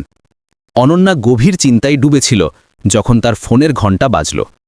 সে তার স্কুলের বন্ধু রিয়া ছিল। অনন্যা, তুই সেই খবরটা দেখেছিস? সেই ছেলেটা যে বিমান বাঁচিয়েছিল, সে এখনও নিখোঁজ, আর গুজব চলছে যে তাকে কোনো বড়লোক তার বাড়িতে নিয়ে গেছে। এটা কি সত্যি? অনন্যার মুখ শুকিয়ে গেল। আমি জানি না রিয়া, আমি তোর সাথে পরে কথা বলছি। সে ফোন কেটে দিল এবং জানালার কাছে গিয়ে বাইরে দেখতে লাগল। দূরে শহরে মানুষ তাদের দৈনন্দিন জীবনযাপন করছিল, এই বিষয়ে অবগত না যে তার দুনিয়া উলটপালট হয়ে গেছে। অনন্যা সিদ্ধান্ত নিল যে সে আরও তথ্য সংগ্রহ করবে। সে চুপিসারে তার মৃত মায়ের ঘরে গেল, যা এখনও তেমনই যেমন তার মৃত্যুর সময় ছিল। রাজেশ কখনো সেই ঘরটি পরিবর্তন বা সরানোর সাহস করেননি। অনন্যা তার আলমারি এবং ড্রেসিং টেবিলের ড্রয়ারগুলোতে খুঁজতে শুরু করল। ঘণ্টার পর ঘণ্টা খোঁজার পর সে একটি লুকানো ড্রয়ার খুঁজে পেল, যার মধ্যে একটি ডায়েরি এবং কিছু পুরনো চিঠি ছিল। সে ডায়েরিটি খুলল এবং পড়তে শুরু করল। তার মা লিখেছিলেন যে কিভাবে রাজেশ তাদের বিয়ের কয়েক বছর পর তাকে প্রতারণা করেছিলেন, কিভাবে তিনি একজন পরিচারিকার প্রেমে পড়েছিলেন এবং কিভাবে তিনি তাকে কখনো ছেড়ে না যাওয়ার প্রতিশ্রুতি দিয়েছিলেন। অনন্যার হাত কাঁপতে লাগল যখন সে চিঠিগুলো খুলল। এগুলো মিনার চিঠি ছিল, রাজেশকে লেখা। তাদের মধ্যে একটিতে মিনা লিখেছিলেন, প্রিয় রাজেশ, আজ ডাক্তার আমাকে বললেন যে আমি একটি সন্তানের মা হতে চলেছি, তোমার সন্তানের। আমি এত খুশি। আমি জানি তোমার বিয়ে হয়ে গেছে, কিন্তু তুমি আমাকে এবং আমাদের সন্তানকে কখনো না ছাড়ার প্রতিশ্রুতি দিয়েছিলে। আমি অপেক্ষা করছি যে তুমি তোমার স্ত্রীকে সত্যিটা বলবে এবং আমাদের সাথে আসবে। অনন্যার চোখ দিয়ে অশ্রু ঝরতে লাগল। সে পরে চিঠিটি পড়ল, যেখানে মিনা লিখেছিলেন যে কিভাবে রাজেশ তাকে ছেড়ে দিয়েছেন, কিভাবে তিনি তাকে টাকা দিয়ে দূরে চলে যেতে বলেছিলেন এবং কিভাবে তিনি তাকে হুমকি দিয়েছিলেন যে সে যদি কাউকে সত্যিটা বলে তাহলে তিনি তাকে ধ্বংস করে দেবেন। অনন্যা এখন বুঝতে পারছিল যে তার বাবা কি করেছিলেন। তিনি কেবল মিনাকে প্রতারণা করেননি, বরং তার নিজের ছেলেকেও অস্বীকার করেছেন। সে দ্রুত তার ঘরে ফিরে এলো এবং সিদ্ধান্ত নিল যে সে আকাশ ও মিনাকে সাহায্য করবে। সে সেই ছোট ঘরটির দরজা খুলল যেখানে আকাশ লুকিয়েছিল। আকাশ, সে নিচু স্বরে বলল, আমি সব জেনে গেছি আমার বাবা তোমার মায়ের সাথে কি করেছেন এবং কিভাবে তিনি তোমাকে আপন করে নিতে অস্বীকার করেছেন। আমি তোমাকে সাহায্য করব। আকাশ, যে একটি কোণে বসেছিল, সে অবিশ্বাস নিয়ে অনন্যার দিকে তাকালো। কেন? তুমি কি পাবে এতে? সে তোমার বাবা। হ্যাঁ, কিন্তু তিনি আমার বাবা হওয়ার আগে একজন মানুষ, এবং তিনি ভুল করেছেন। আমাকে সত্য সামনে আনতে হবে। আকাশের চোখে আশার এক ঝলক দেখা দিল। তুমি কি করবে? অনন্যা তার ফোনটি বের করল। আমি সব কিছু রেকর্ড করব, আমার বাবার স্বীকৃতি, চিঠি, সব কিছু, এবং তারপর আমি এটি জনসম্মুখে আনব। কাপুর ম্যানশন থেকে মুক্তি। ঠিক সেই সময় ম্যানশনের অন্য অংশে রাজেশ কাপুর তার দলের সাথে পরবর্তী পদক্ষেপের পরিকল্পনা করছিলেন। আমরা পুরনো হাসপাতালের রেকর্ড নষ্ট করে দিয়েছি এবং আমরা মিনার পুরনো প্রতিবেশীদের চুপ থাকার জন্য টাকা দিয়েছি। এখন আমাদের কেবল সেই সাংবাদিক দেব শর্মাকে সামাল দিতে হবে। রাজেশ মাথা নাড়লেন। ভালো। আর মিনা? সে কোথায়? সে এখনো গেস্ট রুমে স্যার, আমরা তাকে যেতে দিইনি। রাজেশ গভীর শ্বাস নিলেন। আমাকে তার সাথে কথা বলতে হবে, শেষবারের মতো। তিনি গেস্ট রুমের দিকে বাড়লেন যেখানে মিনা একটা সোফায় বসেছিলেন। তার চোখ কান্নার কারণে লাল ছিল। তুমি আমার ছেলেকে কোথায় লুকিয়ে রেখেছ? মিনা জিজ্ঞেস করলেন যেই রাজেশ ঘরে এলেন। সে সুরক্ষিত আছে এবং সে তোমার ছেলে, আমার নয়। মিনা রাগে উঠে দাঁড়ালেন। কিভাবে এত মিথ্যে বলতে পারো? তুমি জানো যে আকাশ তোমার ছেলে। রাজেশ তার রাগ নিয়ন্ত্রণে রাখলেন। দেখো মিনা, আমি একটা চুক্তি করতে চাই। আমি তোমাকে ও আকাশকে এত টাকা দেব যে তোমরা দুজনেই আরামে জীবনযাপন করতে পারবে, কিন্তু তোমাদের ভারত ছাড়তে হবে, চিরকালের জন্য। মিনা ঘৃণার চোখে রাজেশকে দেখলেন। আর যদি আমি অস্বীকার করি? রাজেশের চোখে একটি বিপজ্জনক দ্যুতি এলো। তবে আমি তোমার ছেলেকে এমন জায়গায় পাঠিয়ে দেব যেখানে তুমি তাকে কখনো খুঁজে পাবে না। মিনার বুক ধক করে উঠল। তিনি জানতেন যে রাজেশের কাছে টাকা এবং ক্ষমতা ছিল এবং তিনি তার হুমকি পূরণ করতে পারেন। তোমার লজ্জা হওয়া উচিত রাজেশ, মিনা বললেন। তার আওয়াজ কাঁপছিল। তুমি তোমার নিজের রক্তকে অস্বীকার করছ? রাজেশ উত্তর দিলেন না। তিনি কেবল ঘুরলেন এবং ঘর থেকে বেরিয়ে গেলেন, নিজের পিছনে দরজা বন্ধ করে। এদিকে অনন্যা এবং আকাশ একটি পরিকল্পনা তৈরি করেছিল। তারা চুপিসারে ম্যানশন থেকে বেরিয়ে আসবে এবং সেই সাংবাদিক দেব শর্মার সাথে দেখা করবে, যিনি এই গল্পটি সামনে আনতে চেয়েছিলেন। আমাদের রাতের অন্ধকারের জন্য অপেক্ষা করতে হবে, অনন্যা বলল। তখন আমরা পালিয়ে যাব। আকাশ মাথা নাড়ল, কিন্তু তার মনে ভয় ছিল। আর আমার মা? আমরা তাকে ছেড়ে যেতে পারি না। আমরা তাকেও নিয়ে যাব, অনন্যা প্রতিশ্রুতি দিল। আমি খুঁজে বের করব যে তিনি কোথায় আছেন। রাত না হওয়া পর্যন্ত রাজেশকার পরিকল্পনা চূড়ান্ত করে ফেলেছিলেন। তিনি তার সমস্ত সহযোগীদের বলেছিলেন যে তারা মিনা এবং আকাশকে বিদেশে পাঠানোর ব্যবস্থা করুক এবং দেব শর্মাকে থামানোর জন্য সব রকম ব্যবস্থা নিক। অনন্যা তার ঘর থেকে নিচে উকি মারল এবং দেখল যে নিরাপত্তা কর্মীরা ম্যানশনের চারপাশে টহল দিচ্ছিল। পালিয়ে যাওয়া কঠিন হবে, কিন্তু অসম্ভব নয়। সে আকাশের কাছে ফিরে গিয়ে বলল, আমি জানতে পেরেছি তোমার মা কোথায় আছেন। তারা তাকে পূর্ব উইংয়ের গেস্ট রুমে রেখেছেন। আমাদের দ্রুত করতে হবে। তারা দুজনে ধীরে ধীরে ম্যানশনের করিডোর দিয়ে এগিয়ে গেল। প্রতিটি পদক্ষেপে সতর্কতা অবলম্বন করছিল। যখন তারা পূর্ব উইংয়ের কাছাকাছি পৌঁছাল, তখন তারা দেখল যে সেখানেও নিরাপত্তা কর্মীরা টহল দিচ্ছিল। ওখানে অনন্যা ফিসফিস করে বলল, আমাকে তাদের সরাতে হবে। সে তার ফোন বের করল এবং একটি নম্বরে ডায়াল করল। কিছুক্ষণ সেকেন্ডের মধ্যেই ম্যানশনের অন্য প্রান্ত থেকে একটি জোরে আওয়াজ এলো, যেন কিছু পড়ে গেছে। নিরাপত্তা কর্মীরা একে অপরের দিকে তাকিয়ে সেই দিকে দৌড়ালো। অনন্যা এবং আকাশ সুযোগ বুঝে দরজার দিকে দৌড়ালো। আকাশ দরজা খুলল এবং ভেতরে দেখল মিনা সেখানে ছিলেন, তার চোখের জল মুছছিলেন। মা! আকাশ চিৎকার করে উঠল এবং তার দিকে দৌড়ালো। মিনা তার ছেলেকে জড়িয়ে ধরলেন, তার চোখ থেকে অশ্রু ঝরছিল। আকাশ, তুমি ঠিক আছো তো? ওরা তোমাকে আঘাত করেনি তো? না মা, আমি ঠিক আছি। আর এ অনন্যা, সে আমাদের সাহায্য করছে। মিনা অনন্যার দিকে তাকালেন, তার চোখে সন্দেহ ছিল। তুমি রাজেশের মেয়ে, তুমি আমাদের কেন সাহায্য করছো? অনন্যা মিনার চোখে তাকালেন, কারণ এটাই সঠিক এবং কারণ আকাশ আমার ভাই। মিনা আর কিছু বলার আগেই তারা বাইরে থেকে পায়ের আওয়াজ শুনতে পেলেন। নিরাপত্তা কর্মীরা ফিরে আসছিলেন। আমাদের এখান থেকে বেরিয়ে যেতে হবে, অনন্যা বলল। আমি জানি একটা পথ আছে যা আমাদের পিছনের দরজা পর্যন্ত নিয়ে যাবে। তারা তিনজন অন্য দরজা দিয়ে বেরিয়ে গেল, যা একটি ছোট করিডোরে খুলত। অনন্যা সামনে সামনে যাচ্ছিলেন, তার পিছনে আকাশ এবং মিনা। যখন তারা ম্যানশনের পিছনের অংশে পৌঁছালো, তখন তারা দেখল যে সেখানেও নিরাপত্তা কর্মীরা টহল দিচ্ছিলেন। আমরা কিভাবে বেরোব? আকাশ জিজ্ঞেস করল, তার আওয়াজে হতাশা ছিল। ঠিক তখনই তারা একটা কণ্ঠস্বর শুনতে পেলেন, পিছন ঘোরো, আস্তে করে। তারা তিনজন ঘুরলেন এবং দেখলেন যে রাজেশ কাপুর সেখানে দাঁড়িয়ে আছেন। তার হাতে একটি বন্দুক ছিল এবং মুখে একটি অদ্ভুত ভাব, রাগ, বেদনা এবং হয়তো অনুতাপও ছিল। বাবা! অনন্যা চিৎকার করে উঠল, তুমি কি করছো?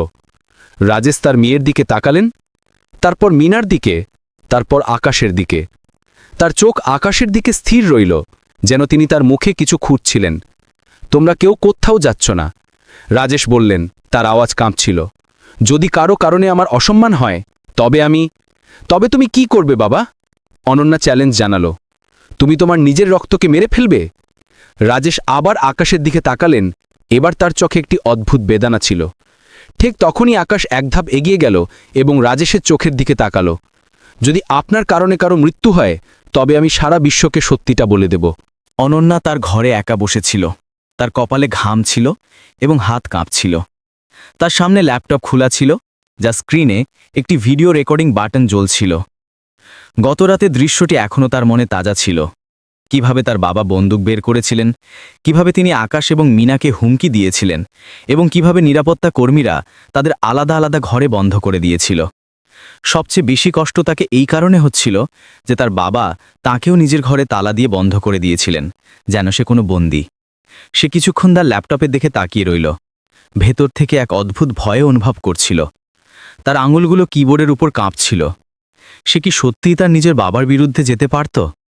এতে কি তার পরিবার পুরোপুরি ধ্বংস হয়ে যাবে না? এক মুহূর্তের জন্য সে ঘরে একটি ছায়ার আভাস পেল, যেন কেউ তাকে দেখছে, তার চিন্তা পড়ছে। সে দ্রুত ঘুরে তাকালো, কিন্তু সেখানে কিছুই ছিল না, শুধু তার ভীত কল্পনা। গতরাতে যখন নিরাপত্তা কর্মীরা তাদের ধরে নিয়ে যাচ্ছিল, অনন্যা আকাশের কানে ফিসফিস করে বলেছিল, আমি কিছু করব, আমি কথা দিচ্ছি। আর এখন তার প্রতিশ্রুতি পূরণ করার সময় এসেছিল। সে গভীর শ্বাস নিল এবং রেকর্ড বাটনে ক্লিক করল। ক্যামেরা তার মুখ দেখা গেল, ক্লান্ত, ভীত, কিন্তু দৃঢ় সংকল্পে ভরা।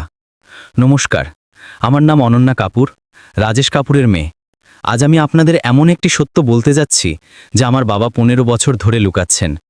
এই গল্পটি এক দরিদ্র ছেলের, যে তার বাবার নাম পর্যন্ত পায়নি, এবং এক মায়ের, যাকে হুমকি দিয়ে চুপ করিয়ে রাখা হয়েছিল।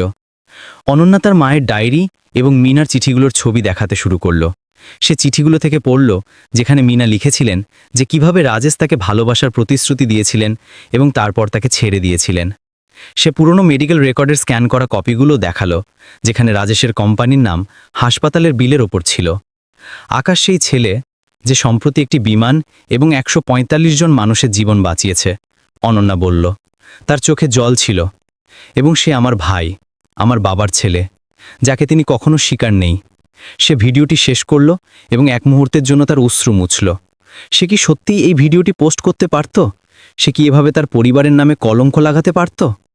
তারপর সে আকাশের মুখ মনে করল, সেই ছেলেটি যে তার সাহস দিয়ে এত মানুষের জীবন বাঁচিয়েছিল, যে কখনো তার বাবাকে জানতে পারেনি এবং যাকে এখন তার বাবা হুমকি দিচ্ছিলেন। সে মিনার বেদনা ভরা মুখটি মনে করল, সেই মহিলা যিনি একা তার ছেলেকে বড় করেছিলেন এবং যাকে এখনও ধমকানো হচ্ছিল। সে তার ফোনটি হাতে নিল এবং ভিডিওটি আপলোড করা শুরু করল ইনস্টাগ্রাম, ফেসবুক, টুইটার এবং ইউটিউবে। ক্যাপশনে সে লিখল, রাজেশ কাপুরের ভুলে যাওয়া ছেলে। তার হাত কাঁপছিল, কিন্তু সে পোস্ট বাটনে ক্লিক করল। ঘণ্টা নয় মিনিটেই ভিডিওটি ভাইরাল হয়ে গেল। অনন্যার ফোনে নোটিফিকেশনের বন্যা চলে এলো। হাজার হাজার মানুষ ভিডিওটি দেখছিল, শেয়ার করছিল এবং কমেন্ট করছিল। ও মাই গড, এটা কি সত্যি? রাজেশ কাপুর তার নিজের ছেলেকে কিভাবে ছেড়ে দিলেন? সেই হিরো ছেলেটি একজন বিলিয়নারের ছেলে। অনন্যা কাপুর তার বাবার বিরুদ্ধে মুখ খুলল। মিডিয়াও সাথে সাথে মনোযোগ দিল। নিউজ চ্যানেলগুলো ব্রেকিং নিউজ ফ্ল্যাশ করা শুরু করল। রিপোর্টাররা কাপুর ম্যানশনের বাইরে ভিড় করতে লাগল। সোশ্যাল মিডিয়ায় হ্যাশট্যাগ ট্রেন্ড করতে শুরু করল। হ্যাশট্যাগ কাপুরের সত্য, হ্যাশট্যাগ আকাশ কাপুর, হ্যাশট্যাগ রাজেশের লজ্জা। অনন্যার ঘরের দরজা হঠাৎ খুলে গেল এবং তার বাবা ভেতরে এলেন। তার মুখ রাগে লাল ছিল। তার হাতে একটি ফোন ছিল যাতে অনন্যার ভিডিওটি চলছিল। তুমি কি করেছ? রাজেশ গর্জন করে জিজ্ঞাসা করলেন। তুমি আমাদের পরিবারকে ধ্বংস করে দিয়েছ। অনন্যা ভয় পেয়েছিল, কিন্তু সে পিছু হটেনি। আমি শুধু সত্য সামনে এনেছি বাবা। আপনি আমাদের পরিবারকে ধ্বংস করেছেন, আমি না। রাজেশ তার ফোনটি ছুঁড়ে মারলেন, যা দেয়ালে লেগে ভেঙে গেল। তুমি জানো না তুমি কি করেছ? আমার ব্যবসা, আমার সম্মান, সব কিছু। আর আকাশের কি হবে? অনন্যা চিৎকার করে জিজ্ঞাসা করল। সে আপনার ছেলে, আপনি তাকে কখনো কেন স্বীকার করেননি? রাজেশ তার মুখ তার হাতে ঢেকে নিলেন। প্রথমবারের মতো অনন্যা তার বাবাকে দুর্বল দেখল। আমি ভয় পেয়ে গিয়েছিলাম, রাজেশ বললেন। তার আওয়াজ এখন মৃদু ছিল। আমার স্ত্রীর মৃত্যুর পর আমি ভেঙে পড়েছিলাম। মিনা আমাকে সাহায্য করেছিল, কিন্তু যখন সে বলল যে সে গর্ভবতী, আমি ভয় পেয়ে গেলাম। আমি আমার সম্মান হারানোর ভয় পাচ্ছিলাম। অনন্যার চোখ দিয়ে জল ঝরছিল। আর এখন কি করবেন আপনি? রাজেশ কিছু উত্তর দিতে যাবেন, তখনই তার ফোন বেজে উঠল। তার পার্সোনাল অ্যাসিস্ট্যান্টের কল ছিল। স্যার, মিডিয়া আমাদের বাড়ির বাইরে ভিড় করছে। আমাদের শেয়ারের দাম পড়ে যাচ্ছে। বোর্ড মেম্বাররা জরুরি মিটিং ডাকছেন। আমাদের কিছু একটা করতে হবে, দ্রুত। রাজেশ ফোনটি কেটে দিলেন এবং অনন্যার দিকে তাকালেন। দেখো, তুমি কি করেছ? মিনার অসহায়তা এবং আকাশের প্রশ্ন। এদিকে ধারাভিতে মিনার ঝুপড়ির বাইরেও রিপোর্টার এবং ক্যামেরাম্যানরা ভিড় জমিয়েছিল। তারা মিনার সাক্ষাৎকার নিতে চেয়েছিল। রাজেশের সাথে তার সম্পর্ক এবং আকাশ সম্পর্কে জানতে চেয়েছিল।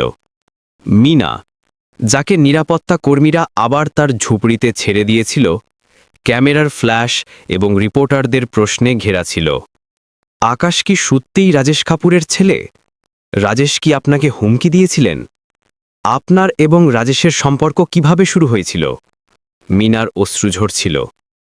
তিনি ভয় পেয়েছিলেন এবং অসহায় বোধ করছিলেন। তার কাছে কিছুই ছিল না, না টাকা, না শক্তি, না কোনো উকিলের সাহায্য। শুধু তার গল্প ছিল, আর এখন সেই গল্প পুরো বিশ্বের সামনে চলে এসেছে। আমি শুধু আমার ছেলের জন্য ন্যায় চাই, মিনা বললেন। তার আওয়াজ কাঁপছিল। সে একজন ভালো ছেলে। সে মানুষের জীবন বাঁচিয়েছে। সে তার বাবার সাথে দেখা করতে চেয়েছিল, শুধু এটুকুই। আকাশ, যাকে কাপুর ম্যানশনের একটি ঘরে রাখা হয়েছিল, সে অনন্যার ভিডিও সম্পর্কে তখনও কিছু জানত না। সে জানলা দিয়ে বাইরে দেখছিল, যেখানে রিপোর্টার এবং ক্যামেরা দেখা যাচ্ছিল। হঠাৎ তার দরজা খুলল এবং রাজেশ কাপুর ভেতরে এলেন। তার মুখ আগের মতো কঠোর ছিল না, বরং সেখানে একটি অদ্ভুত ভাব ছিল, ক্লান্তি, অনুতাপ এবং হয়তো আরও কিছু। আকাশ, রাজেশ বললেন। তার আওয়াজ মৃদু ছিল। আমাদের কথা বলতে হবে। আকাশ সন্দেহের চোখে তাকে দেখল। আপনি কি আমাকে আবার হুমকি দিতে এসেছেন? রাজেশ মাথা নাড়লেন। না, আমি মাফি চাইতে এসেছি। আকাশ অবাক হয়ে গেল। মাফি? কিসের জন্য? রাজেশ গভীর শ্বাস নিলেন। অনন্যা একটি ভিডিও পোস্ট করেছে।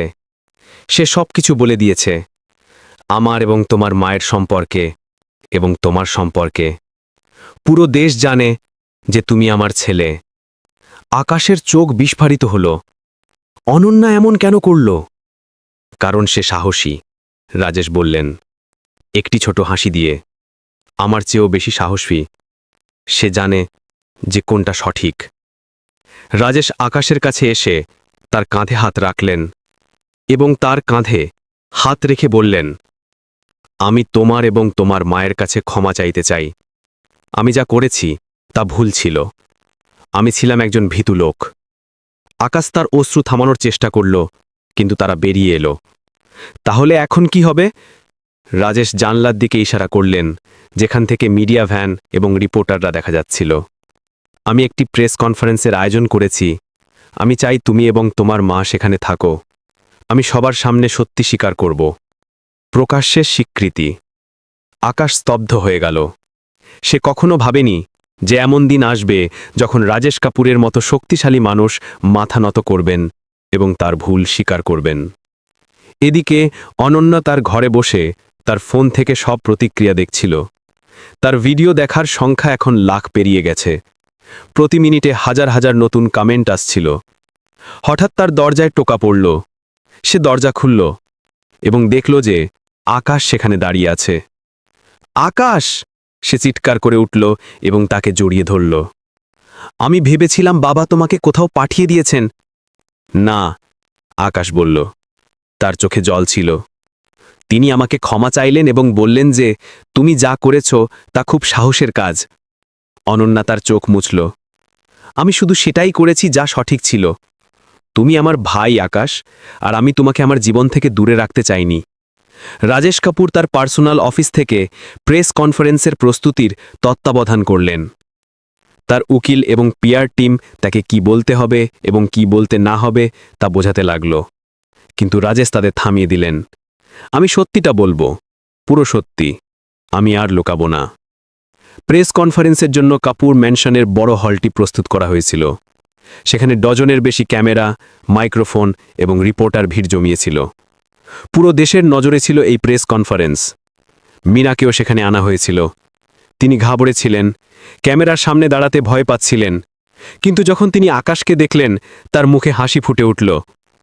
প্রেস কনফারেন্স শুরু হবার আগে আকাশকে হলের মাঝখানে আনা হলো। সেখানে প্রথমবারের মতো বাবা এবং ছেলে লাখ লাখ মানুষের সামনে একসাথে দাঁড়ালেন। রাজেশ আকাশের দিকে তাকালেন, তারপর গভীর শ্বাস নিলেন এবং মাইক্রোফোনের দিকে এগিয়ে গেলেন। পুরো দেশ দম বন্ধ করে অপেক্ষা করছিল রাজেশ কাপুর কি বলবেন। রাজেশ আকাশের দিকে তাকালেন চোখের জল নিয়ে এবং বললেন, আমি আর অস্বীকার করতে পারি না। আকাশ নিজের পথ বেছে নিল। কাপুর ম্যানশনের প্রেস হলে নিস্তব্ধতা বিরাজ করছিল। রাজেশ কাপুরের কথাগুলো আমি আর অস্বীকার করতে পারি না বাতাসে ভাসছিল। শত শত ক্যামেরার ফ্ল্যাশে আকাশ এবং রাজেশ সামনাসামনি দাঁড়িয়েছিলেন। দুজনের চোখেই অশ্রু ছিল। সাংবাদিকরা শ্বাসরুদ্ধ করেছিলেন। একটিও কলম চলছিল না। সবকিছু যেন থেমে গিয়েছিল। রাজেশ মাইক্রোফোনটি আবার তার ঠোঁটের কাছে আনলেন। তার আচরণে কিছু অদ্ভুত ছিল। এক মুহূর্তের জন্য তার চোখ দরজার দিকে গেল, যেন তিনি পালানোর রাস্তা খুঁজছিলেন। তার কপালে ঘামের ফোঁটাগুলো জলজল করছিল, যা তার অবস্থা সম্পর্কে অনেক কিছু বলছিল। ভারতের সবচেয়ে ক্ষমতাবান ব্যবসায়ী, যিনি বিলিয়ন বিলিয়ন টাকার ডিলে দ্বিধা ছাড়াই স্বাক্ষর করতেন, আজ তার শব্দ খুঁজে পেতে সংগ্রাম করছিলেন। 15 বছর আগে রাজেশ শুরু করলেন। তার আওয়াজ কিছুটা কাঁপছিল। আমার স্ত্রীর মৃত্যুর পর আমি ভেঙে গিয়েছিলাম। আমি একা ছিলাম, ব্যথায় ছিলাম। সেই সময় মিনা আমার বাড়িতে কাজ করতেন। তিনি মিনার দিকে তাকালেন, যিনি ঘরের এক কোণে দাঁড়িয়েছিলেন। তার চোখে অশ্রুতে ভরা ছিল। সে একজন ভালো মহিলা ছিলেন, দয়ালু, সহানুভূতিশীল। ধীরে ধীরে আমরা একে অপরের কাছে চলে এলাম। আমি তাকে প্রতিশ্রুতি দিয়েছিলাম যে আমি তাকে কখনো ছেড়ে যাব না, যে আমরা একসাথে থাকব। রাজেশের আওয়াজ আবার কাঁপল। কিন্তু যখন সে আমাকে বলল যে সে গর্ভবতী, আমি ভয় পেয়ে গেলাম। আমার সম্মান, আমার ব্যবসা, সমাজে আমার অবস্থান, আমি এই সবের কথা ভাবলাম এবং আমার প্রতিশ্রুতির কথা ভুলে গেলাম। হলে একটি সম্মিলিত শ্বাসপ্রশ্বাসের শব্দ এলো। রিপোর্টাররা এখন দ্রুত নোট নিচ্ছিলেন। আমি মিনাকে ছেড়ে দিলাম, রাজেশ স্বীকার করলেন। তার আওয়াজে এখন অনুতাপ স্পষ্ট ছিল। আমি তাকে টাকা দিলাম এবং বললাম চলে যেতে। আমি তাকে হুমকি দিলাম যে সে যদি আমাদের সম্পর্কের কথা কাউকে বলে তবে আমি তাকে ধ্বংস করে দেব। ক্যামেরার ফ্ল্যাশ আরও তীব্র হলো। সাংবাদিকদের মধ্যে ফিসফিসানি শুরু হলো। মিনার মুখ দিয়ে অশ্রু ঝরছিল এবং আকাশ তার কাছে গিয়ে দাঁড়ালো তার হাত ধরে। এবং তারপর 15 বছর পর আকাশ আমার কোম্পানির একটি বিমান বাঁচালো, 145 জন মানুষের জীবন বাঁচালো, রাজেশ বললেন। আমি তাকে দেখলাম এবং আমার মনে হলো আমি নিজের মুখ দেখছি। রাজেশ আকাশের দিকে তাকালেন এবং প্রথমবারের মতো তার চোখে ভালোবাসা এবং গর্বের ভাব ছিল। আকাশ আমার ছেলে, রাজেশ জোরে ঘোষণা করলেন। তার আওয়াজে এখন দৃঢ়তা ছিল। এবং আমি এই নিয়ে গর্বিত। হলে তালির গর্জনের শব্দ উঠল। কিছু সাংবাদিকও আবেগপ্রবণ হয়ে পড়েছিলেন। মিনার মুখে অশ্রুর মাঝে একটি ছোট হাসি ছিল। রাজেশ আকাশের কাছে গেলেন এবং তার কাঁধে হাত রাখলেন। আমাকে ক্ষমা করে দাও বাবা, তিনি বললেন। তার আওয়াজে আবেগ আপ্লুত ছিল। আমি তোমার সাথে খুব খারাপ ব্যবহার করেছি। যখন তোমার আমাকে প্রয়োজন ছিল তখন আমি তোমার জীবনের অংশ ছিলাম না। আকাশের চোখ দিয়ে অশ্রু ঝরছিল। এত বছর ধরে সে তার বাবার কথা ভেবেছিল, স্বপ্ন দেখেছিল, কল্পনা করেছিল যে তিনি কেমন হবেন, আর এখন তিনি তার সামনে ছিলেন। আপনি কি চান? আকাশ আস্তে করে জিজ্ঞেস করল। তার আওয়াজও আবেগে ভরা ছিল। রাজেশ গভীর শ্বাস নিলেন। আমি চাই তুমি এবং তোমার মা আমার সাথে থাকো। আমি চাই আমরা একটি পরিবার হই। আমি চাই আমি তোমার বাবা হই, সেই বাবা যা আমার হওয়া উচিত ছিল। হলে আবার তালি বাজল। ক্যামেরা আরও দ্রুত ফ্ল্যাশ করছিল। এই মুহূর্ত, এই ঘোষণা আগামী কয়েকদিন ধরে প্রতিটি সংবাদপত্রের প্রথম পৃষ্ঠায় থাকবে। কিন্তু তারপর আকাশ এমন কিছু করল যা কেউ আশা করেনি। সে পিছিয়ে গেল এবং রাজেশের হাত তার কাঁধ থেকে সরিয়ে দিল। না, আকাশ বলল। তার আওয়াজ মৃদু কিন্তু দৃঢ় ছিল। রাজেশ হতবাক হয়ে গেলেন। পুরো হল নিস্তব্ধতায় ডুবে গেল। না, রাজেশ জিজ্ঞেস করলেন। তার চোখে অবিশ্বাস ছিল। তুমি চাও না আমরা একসাথে থাকি? আকাশ তার অশ্রু মুছল এবং সোজা হয়ে দাঁড়াল। আমি আপনার টাকা চাই না, আপনার বাড়ি চাই না, আপনার প্রতিপত্তি চাই না। যখন আমার এই সবের প্রয়োজন ছিল তখন আপনি কোথায় ছিলেন? রাজেশের মুখ ফ্যাকাশে হয়ে গেল। তিনি কিছু বলতে যাবেন কিন্তু আকাশ তাকে থামিয়ে দিল। আমি শুধু একটি জিনিস চাই। আমি চাই আপনি কখনো এটা না বলেন যে আমি আপনার ছেলে নই। আমি চাই আপনি সব সময় আমাকে আপনার ছেলে মানুন, আমি যেখানেই থাকি, যাই করি। মিনা এখন আকাশের কাছে এসে দাঁড়িয়েছিলেন, তার হাত ধরে। তার চোখে গর্ব ছিল তার ছেলের জন্য, যে অত শক্তিশালী এবং সাহসী ছিল। রাজেশের মুখে প্রথমবারের মতো আসল অশ্রু দেখা গেল। তিনি আকাশের দিকে তাকিয়ে রইলেন, তারপর ধীরে ধীরে মাথা নাড়লেন। তুমি ঠিক বলেছ আকাশ, আমি তোমার জীবনের অধিকার হারিয়েছি, কিন্তু আমি প্রতিজ্ঞা করছি আমি আর কখনো এটা বলবো না যে তুমি আমার ছেলে নও। তুমি আমার ছেলে এবং আমি তোমাকে নিয়ে গর্বিত। তার কথাগুলো আকাশকেও ছুঁয়ে গেল। সে এক মুহূর্তের জন্য রাজেশের চোখের দিকে তাকালো এবং সেখানে সে সত্য দেখতে পেল, একটি বাবার ভালোবাসা যা এতদিন ধরে লুকিয়েছিল। নতুন গন্তব্যের দিকে উড়ান। প্রেস কনফারেন্স শেষ হওয়ার পর মিনা এবং আকাশ আবার ধারাভিতে ফিরে এলেন। তাদের ছোট ঝুঁপড়ি এখনও তেমনই ছিল, কিন্তু এখন পুরো বিশ্ব জানত যেখানে কে থাকে। পরের দিন রাজেশ কাপুর নিজে ধারাভিতে এলেন, এবার কোনো নিরাপত্তা কর্মী বা লিমুজিন ছাড়াই। তিনি একা এসেছিলেন, হাতে একটি ফাইল নিয়ে। মিনা, তিনি বললেন যখন তিনি দরজায় এলেন, আমি আকাশের সাথে কথা বলতে চাই।